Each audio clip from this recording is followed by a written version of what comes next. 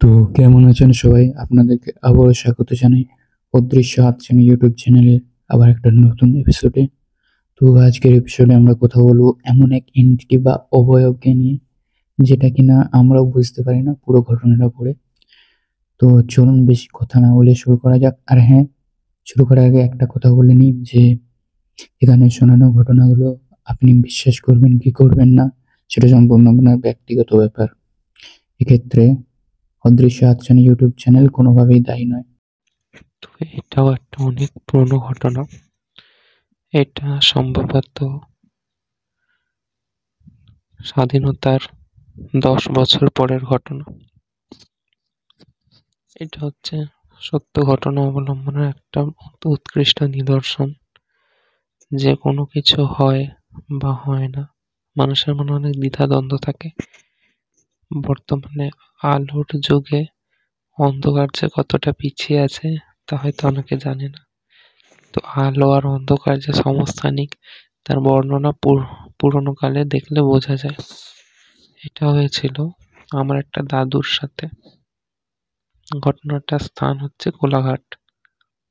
নদীর চড়া, বুঝতেই পারা যাচ্ছে কতটা গ্রাম্য পরিবেশের পেছনে রয়েছে। তো তখন দিনের আলোই আলো, সূর্যি ডুবলে তারপরে যে অন্ধকার, তা নিকষ কালো অন্ধকার। তখন আলো, ওই অন্ধকারে রাতের বাতি বলতে হ্যারিকেন, লম্ফর আলো বা আগুনের কাঠের আলো, এটুকুটাই সারছিল। তখন মানুষ যা কাজকর্ম ভোর থেকে শুরু করে সন্ধে নামার আগে পর্যন্ত করত। সন্ধে নামলে যে যার বাড়ি ফিরে আসতো। সন্ধ্যের পরে কেউ কোথাও থাকতো না। তো এমনই একটা ঘটনা। তো দাদু গিয়েছিল একবার কোন এক ছাত্রকে পড়াতে। আমার দাদু ছিলেন টিউশন পড়াতেন। তিনি সেই সময়কার দিনে ম্যাট্রিক পাস, অর্থাৎ মাধ্যমিক পাস করা ছাত্র ছিল। সেই সময়কার দিনে সেই সময়কার দিনে সাধারণ ঘরের ছেলেপুলে যদি এতদূর পড়াশোনা করত, এটা তাদের কাছে অনেক বড় ব্যাপার ছিল। তো দাদু গিয়েছিল তাকে পড়াতে। পড়াতে গিয়েছিল যে রাস্তা, সেই রাস্তাটা খারাপ। কেন খারাপ? সেই রাস্তা এখন বর্তমানে যদি পায়ে হাঁটা পথ, তখন কিন্তু গাড়ি ঘোড়ার কোনো ব্যবস্থা ছিল না। সাইকেল কার বাড়িতে ছিল ভগবানই জানে। গরুর গাড়ি বা যে কোনো স্বাভাবিক কিছু, বা হয়তো কিছুই না, পায়ে হাঁটা পথ। পায়ে হেঁটে 5 কিলোমিটার পেরিয়ে পড়াতে যাওয়া। ওই তখন কোচিং হতো, সেখানে গোটা গ্রাম এলাকা পাড়ার যত ছোট ছোট ছেলেপুলে সবাই একসাথে পড়তে আসতো।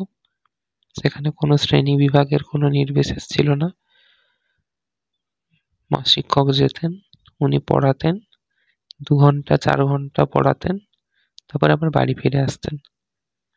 সেই রাস্তাটা ছিল খুবই দুর্বিষহ রাস্তা।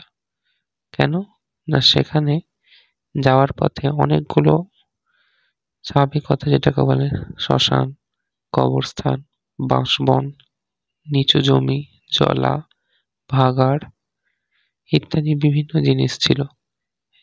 চাষ জমির মাঠের মাঝখান থেকে, অর্থাৎ দুদিকে ধান জমি, বাঁশঝাড়, পুকুর, সেখান থেকে রাস্তা। না তো রাস্তার আদি আছে, না কোথাও প্রকৃত বসবাস আছে। 1 কিলোমিটার হয়তো পায়ে হেঁটে পুরো ধান জমির মাঝখান থেকে শ্মশান, ভাগাড়, বাঁশঝাড় পেরিয়ে যাচ্ছে। তারপরে নিচু জমি, ডোবা, টানা পুকুর এরকম হয়তো আসবে। তারপরে আবার পুকুর, এরকম করে করে আবার হয়তো কিছু বাড়ি, একটা ছোট্ট পাড়া, আবার হয়তো রাস্তা। সে পাড়া বলতে আবার সেরকম পাড়া না, হয়তো 4-5টা বাড়ি। বা কারো হয়তো পুকুরে মাছ চাষ করেছে, সে মাছের রক্ষণাবেক্ষণের জন্য সে জমির মাঝখানে একটু বাঁশ দিয়ে মাচা করে উঁচু করে একটা বাড়ি বানিয়ে রেখেছে, সেরকম বাড়ি। এরকমই ছিল।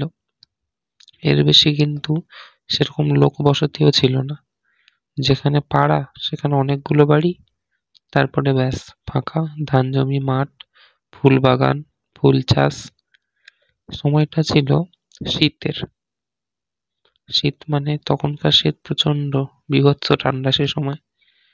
আর শীতে খুব ফুল চাষ হতো, নদীর চড়া ধার তো, মাটি খুব উর্বর, শাকসবজি যেমন চাষ হতো, ধানও চাষ হতো, ফুলও খুব চাষ হতো। তো ওরকম বাগানের মাঝখান থেকে রাস্তা ওরকম। ওখানে একটা জিনিস ছিল যে ওখানে খুব মানে বাজে রকমের মানুষের ভয় ভীতি প্রচলিত ছিল, যে ওখানে মানুষ মানে প্রতিবারই কিছু না কিছু শিকার হয়, ভয় পায়, দেখতে পায়, এরকম একটা ব্যাপার ছিল। তো যথারীতি তাকে দেখতেও পায়, ভয়ও পায়, কিন্তু কেউ প্রতিবারে তার পূর্ণরূপ আকৃতি কেউ বলতে পারে না। পূর্ণরূপ আকৃতি বলতে অ্যাজ ইফ প্রথমে কখনো কখনো কেউ দেখে একটা কালো লম্বা প্রতিকৃতি, কেউ আবার দেখে পুরো সাদা গরু, কেউ আবার দেখে ছোট্ট একটা সাদা কালো বাছুর, কেউ আবার দেখে পুরো বিরাট বড় শিংওয়ালা সাদা গরু, আবার কখনো কেউ কালো গরু বা মহিষের মতো, কেউ আবার দেখে বাঁশের ডগ ঝুলে আছে। স্বাভাবিক প্রত্যেকটা জিনিসের জন্য একটা আলাদা ভীতু আছে। কেউ কেউ শোনে কান্নার আওয়াজ, কেউ শোনে গোঙানি, কেউ নানা রকম ভাবে ভয় পায়। অ্যাজ ইফ যেমন যখন কেউ সাদা গরু দেখে তখন ওটাকে গোমু বলা হয়, কেউ যখন বাছুর দেখে তখন অন্য কিছু ভাবে, কেউ যখন বাঁশ গাছ ঝুলে থাকে দেখে তো তখন তাকে ঝাঁপড়ি ভাবে, কেউ যখন আবার কান্নার আওয়াজ পায় তখন ভাবে মামদভূত, কেউ কখনো কখনো ওই জায়গাতে গেলে খুব একটা হিসির শব্দ পায়, তো একটা বিষাক্ত, বিভিন্ন রকম বিভিন্ন রকম ভয়ার্থ সে দেখতে পায়। অনেকবারই কেউ না কেউ দেখেছে। তো হয়েছে কি, আর ওই জায়গাটা এমনই নিষিদ্ধ জায়গা ছিল, ওই ভাগাড় প্লাস শ্মশান প্লাস কবরস্থান প্লাস নদীর চূড়া ওই সংলগ্ন এলাকাটা, যে ঠিক সূর্য ডোবার পরে ওখানে গরু বাছুরও যেতে ভয় পেত। কেন? ওখানে গরু মরে গেলে ফেলে আসা হতো, মানুষকে তো অবভিয়াসলি সৎকার করা হতো, ছোট বাচ্চা মারা গেলে ওখানে কবর দেওয়া হতো, নদী থেকেও ডুবে গেলে পর্যন্ত তাকে ওখানে সৎকার বা চাপা দেওয়া হতো, ওরকম কিছু একটা, সমস্ত কিছু ওখানেই হতো। নোংরা আবর্জনাও ফেলতো ওখানে কিছু কিছু জায়গাতে। তো এমন সময় হয়েছে কি, সন্ধ্যের পরে ওখানে কেউ যেত না, ভোরবেলাতেও লোকে যেতে ভয় পেত, দিনের বেলাতেও কিছুটা নাকি গা ছমছমে জায়গাটা থাকতো, এমন তার বৈচিত্র্য বা বর্ণনা শুনেছি। তখন দাদু ওরকম হঠাৎ হঠাৎ করে যাচ্ছে, যেতে যেতে অনেকটা দূরে, ওরকম পথ ধরে হারিয়ে নিয়ে, মানে টিউশন পড়ানো হয়ে গেছে, এবার সে তাড়াতাড়ি করছে যাতে তাড়াতাড়ি ওই জায়গাটা পেরিয়ে বাড়ির পথে আসতে পারে। আসছে অনেকটা দূর থেকে, ওর না একটা এমন গোঙানি ব্যাপার আছে, এরকম একটা আওয়াজ পাচ্ছে হালকা হালকা। মানে একটু কিছুটা হাঁটছে, মানে লোকালয়টা পেরিয়ে আসছে, লোকালয়টা পেরিয়ে গেছে, অনেকটা পেছনে লোকালয়, মানে ঘর বাড়ি যে লাস্ট বাড়ি ছিল সেটা অনেকটা দূরে ছিল, তারপর থেকে এলাকা, ওই এলাকাটা, তার অনেকটা পরে আবার বাড়ি আছে, বাড়ি না ওই হচ্ছে মাছের যে পাহাড় দেয় যারা, যাদের জলা জমি, তারা মাছের পাহাড় আছে। তো এখন এরকম সময় এবার হয়েছে কি, দাদু আসছে অনেকটা দূরে, ওই আওয়াজটা পার কিছুক্ষণ পরে এরকম আওয়াজ পাচ্ছিল, আমাকে পরিষ্কার সে বলেছে, সে তার কানে শোনা স্পষ্ট আওয়াজ,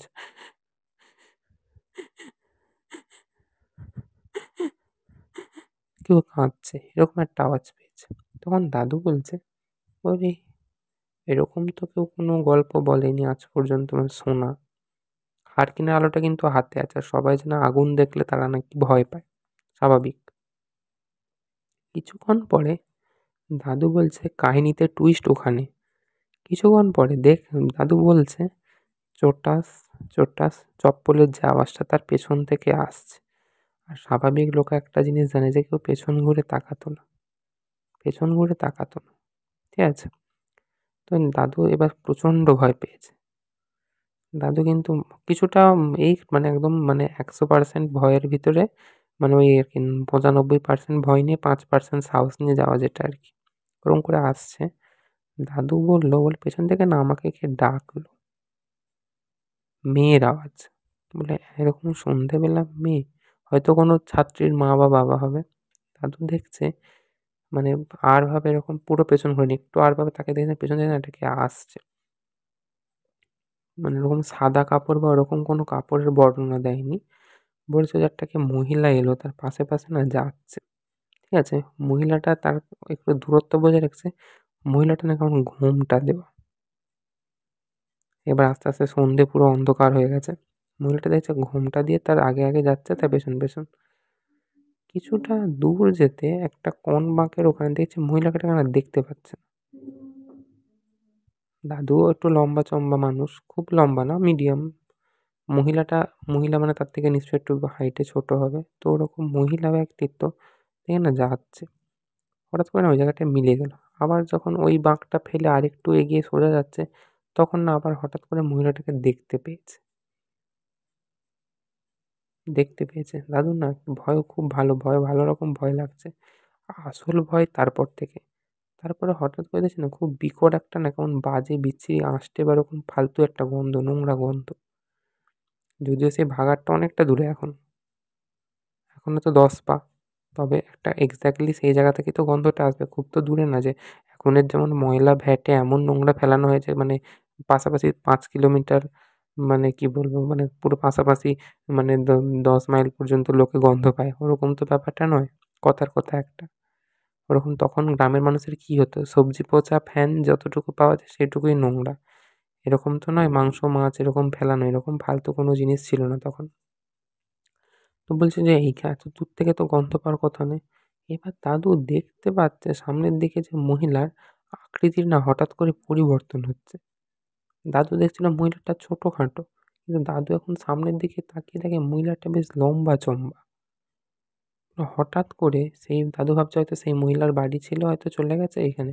তারপর দাদু আবার পরক্ষণেই ভাবলো যে এখানে তো কারো বাড়ি নেই, বাড়ি তো এখানে কারো নেই, তাহলে এই কোথা থেকে এলো। এবার আরও ভয় লাগছে, আরও। এবার তাকে তো পেরিয়ে আসতে হবে। সে এবার খুব জোরে হাঁটা দিয়েছে। দাদু যত জোরে হাঁটে সেই মহিলাটিও তত জোরে হাঁটে। এবার দাদু যখন ওই ভাগাড়টা এক্স্যাক্টলি ওই জায়গাটায় যখন ঢুকবে ওই প্লেসটাতে, ওইটা পের করার আগে যে ঢুকতে হবে এন্ট্রি, দাদু বলছে, "আমি একদম সোজা তাকাচ্ছি, কোনো দিকে তাকাচ্ছি না।" দাদু বলছে, "আমার যেন সারা শরীর কাঁটা দিচ্ছে, ভয়েতে হিম হয়ে আসছে।" আর বলছে, "না, আমার দু সাইড যেন ঝিলঝিল করছে।" একটা হয় না মানুষ একটা আলোর দিকে অনেকক্ষণ তাকিয়ে থাকলে তারপরে যখন বাইরের দিকে কোনো দিকে তাকাবে যেন মানে চোখ ধাঁধিয়ে যাচ্ছে, ঝিলঝিল করছে, চারপাশটা ঝিলঝিল করছে বা মাথা ঘুরোচ্ছে, এরকম একটা বলছে আমার সাথে এরকম হচ্ছে। দাদু বলছে, "দেখতে পাচ্ছি আমি ওই যে মহিলার আকৃতিটা কত কিছু হচ্ছে। একবার বলছে একটা সাদা গরু, একবার হঠাৎ করে দেখি না বাছুর, একবার একবার বলছে হচ্ছে আবার তারপরে মানুষ। আবার আবার মানে ওরকম না আগে আগে হয়ে হয়ে যাচ্ছে, মানে দু সাইডে ওরকম হচ্ছে। সেই জিনিসটা একবার এই ধার, একবার ওই ধার, একবার এই ধার, একবার দাদু মাঝখান দিয়ে হেঁটে যাচ্ছে। দাদু বলছে মানে আমি অজ্ঞান মানে হয়ে যাওয়ার মতোই শেষ, মানে কিছু মানে যতটা তার মনে আছে বলছে অজ্ঞান তো এখনো হইনি।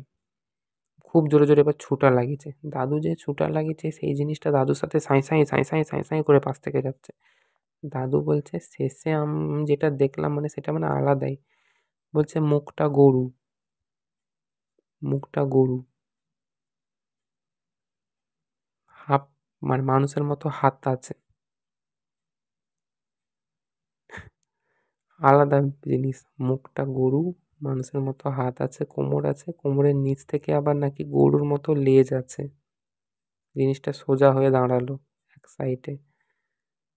আর ওই জিনিসটা পেরানোর পরেই মানে যাদের ঝিল তাদের সব একদম, মানে লোকেরা সব একদম সার হয়ে থাকে। এই চলে আসে সন্ধ্যে থাকতে। আর সেই দিন ভাগ্যবশত ওখানে জাল ফেলা হচ্ছিল। ওই রূপটা যখন দেখেছে তখন সন্ধ্যে নাগাদ, এখনকার আন্দাজে 7টা বাজে, 6:30 7টা, 7:30 ওরকম কোনো একটা সময়। একদম ভর সন্ধ্যে যাকে বলে, ওটাকে তো রাত্রি বলা চলে না। দাদু যখন ওইটা দেখতে পেয়েছে মানে একদম কাছাকাছি দেখতে পেয়েছে চলে আসছে, দাদু তখন আর মানে আর কোনরূপ হচ্ছে দাদু তখন আর কোনরূপ মানে দাদু জিজ্ঞেস করছে, "বাঁচাও, কে কোথায় আছো, বাঁচাও।" বললেন লতাস। এবার যথারীতি দাদু বলল যে ওটা হচ্ছে সঙ্গে সঙ্গে মাছের যারা ছিল তারা কাছাকাছি ছিল, তারা ছুটে আসে। মানে ভাগ্যবশত দেখতে পেয়েছে, কারণ মাছবেলাটা আরেকটু পরে আসে। সেদিন জাল ফেলানো হচ্ছিল যেহেতু, তো অনেক লোকের সমাগম। আর দাদুরই পাড়ার লোক সবাই ছিল। তো তখন বলছে, এই তো আমাদের পাড়ার, এই তো সেই ওর বেটা না, ওর বেটা না, মানে দাদুর বাবার নাম ধরে বলছে ওর বেটা না। আর তারপর অনেকে বলছে এই তো মাস্টার না, অনেকে বলছে এই তো আমাদের সেই ভুলো না, দাদুর ডাকনাম ভুলো ছিল বলে এই তো ভুলো না। বলে তাকে ধরাধরি করে বাড়ি নিয়ে যায়। বাড়িতে গিয়ে দাদু যখন অত কিছু কাণ্ডর কথা বলে, তখন বলে, "ও তুই একটা মারাত্মক জিনিস দেখেছিস। তোর বাবার ভাগ্য ভালো। তোর অনেক পুণ্য যে মানে তো ও তোকে এখনো পর্যন্ত বাঁচিয়ে রেখেছে।" এখনো পর্যন্ত জিনিসটার এক্সাক্টলি কি নাম আমার জানা নেই। কিন্তু অনেকে বলতো ওটা মানে গরু মুখাকৃতি, গোমু টাইপের কিছু একটা সামথিং ওরকম ছিল। মানে আমি ভাবছি এখন আমার মানে ভাবলে অদ্ভুত লাগে যে চোখের সামনে কেউ দেখছে একটা জিনিসের মুখটা হচ্ছে গরুর মতো, তার বাকি তার নিচের অংশটা মানুষের মতো, আবার তার কোমর থেকে গরুর মতো একটা জিনিস সোজা হয়ে চোখের সামনে দাঁড়িয়ে আছে। How do you feel like now? কি তখন সে অনুভব করবে? এরকম নির্ঝুম অন্ধকারে ওই জিনিসটা দেখতে পাচ্ছে, আলোর কিছুটা আলো পড়ছে, হারকিনের আলো যতটা দেখা যায়, সেই জিনিসটা এবার সাঁই সাঁই করে তোর দিকে এগিয়ে আসছে। মানে তুই যাচ্ছিস সোজা, সে তোকে এক সাইড থেকে আসছে, তুই ছুটছিস প্রাণ ভয়ে। কেমন লাগবে? বলতে আমার কেমন একটা বীভৎসতা লাগছে। আমি ভাবছি দাদুর সে সময় কি হয়েছিল। তারপর থেকে ওই ঘটনাটার ব্যাপারে তেমন কিছু পরিষ্কার জানা যায়নি। তো এরকম একটা ঘটনা। মানে বাড়ি যে তাকে ভগবান কিভাবে পৌঁছে দিয়েছিল, এই মানুষগুলো না থাকলে সে কি করতো? সে সারারাত হয়তো ওখানে পড়ে থাকতো। হয়তো কিছু সারারাত বলাটা ভুল। ৮টা ৮:৩০ ৯টা নাগাদ যখন সে বাড়ি ফিরতেন তখন গ্রামের লোকেরা হয়তো তাকে খুঁজতে আসতো হারকিন নিয়ে। আমি ভাবছি যে কি জিনিসটা ছিল। উফ! সত্যি আলাদা রকমের একটা জিনিস। মানে মানে বলছে যত এক্সপ্লেন করে, তারপরে তখন ওর বাড়ির লোকেরা আবার তাকে একটা কবচ-টবচ দেয়। বলে ওই রাস্তা দিয়ে তো তাকে যেতে হবে যেহেতু, বলে যেহেতু তোকে একবার অ্যাটাক করেছে, ও পরপর ৩ বার অ্যাটাক করবে, মানে ওইটাকে ধরে ৩ বার মানে আরো ২ বার অ্যাটাক করবে। ও তোকে দেখা দেবে ওইজন্য। এবং দাদু সেইজন্য হচ্ছে কবচ পরে যেত। কিন্তু দাদু বলেছে ও তার ঠিক ৫-৬ দিন পরেও একবার দেখেছিল কবচটা থাকা সত্ত্বেও। দেখেছিল এরকম মাঝরাতে একটা সাদা রঙের ছোট একটা বাছুর দেখি না ওইখানটায় চড়ছে। দাদু তার দিকে তাকায়নি, দিব্যি রাম, রাম, রাম, রাম বলে পালান। দিব্যি রাম, রাম, রাম, রাম, জয় শ্রীরাম এরকম একটা মনে, মনে বলে পালান। কারণ সে আর ফ্যাসাদে পড়বে না। যেহেতু কবচটা তাকে দেওয়া ছিল তো তার একটা কিছুটা সাহস কাজ করছিল যাকে বলে আরকি।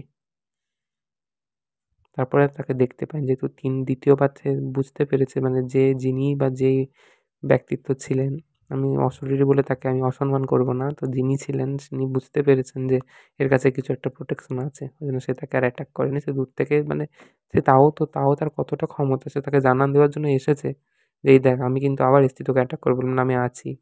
এটা আমার জায়গা। এখানে আমাকে ডিস্টার্ব করা যাবে না।" সত্যি। তো এটাই ছিল আজকের ঘটনা।